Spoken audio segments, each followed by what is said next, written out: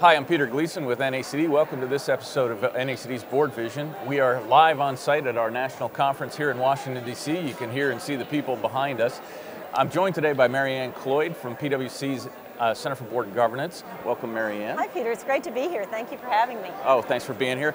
Mary Ann, we just sat through a 45-minute session on Tone at the Top, and the panel was fantastic. It was moderated by Bob Holtz from Houlihan and Lokey, who serves on a number of boards himself.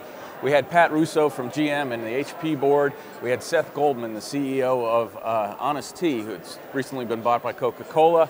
And we had Bud Sorensen, who's on the board of Whole Foods and has had a distinguished career on a number of boards, talking about this tone at the top and what's that mean. Can you give us a few thoughts about that? I would be delighted to. There was a lot that they covered in that 45 minutes, and I think some very interesting takeaways for our director audience. One that comes to mind, one word that comes to mind is alignment. So when you're talking about tone at the top, alignment both of the culture and purpose and mission of the company, as well as the alignment of the CEO and the board. So again, I think we're not talking about rubber stamping, but we're talking about having everybody aligned around what the tone is, what the purpose is, what the missions are. I think another key takeaway, I just loved the statement that one shared, and it was about that when somebody comes in every day, whether it be the CEO or the employees, they come in with who they are and their own values, and they don't get to check those at the door. Right. I thought another great example of tone at the top was an example of a CEO and what they gave back. So both what they gave back literally in terms of shedding themselves of some of their perks as well as their passion for giving back to the community, and how that was really not just talking about tone at the top, but really leading from the front with the example of tone at the top.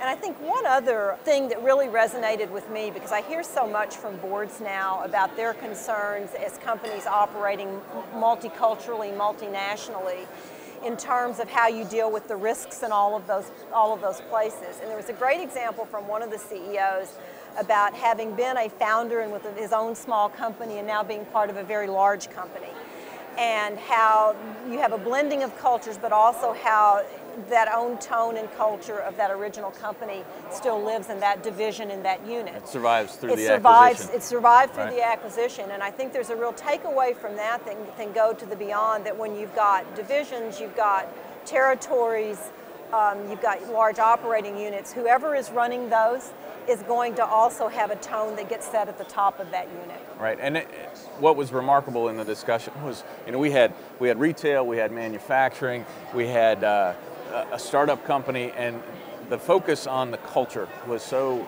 strong. Absolutely. And how much it emanated from the CEO, and that the board had to really pick up on that and nurture that culture and really move that through the organization. I thought it was fascinating. It was fascinating, and also getting to hear just a little bit about the difference between when you get to start a culture from the very beginning and when you're having to deal with the cultural challenges of a new CEO coming in, or maybe when things aren't working quite right. Right, and in fact, they even referred to bringing in a new CEO because the culture needed to be changed. Exactly. So it wasn't just the business aspects, it was a multitude of aspects that had to come together.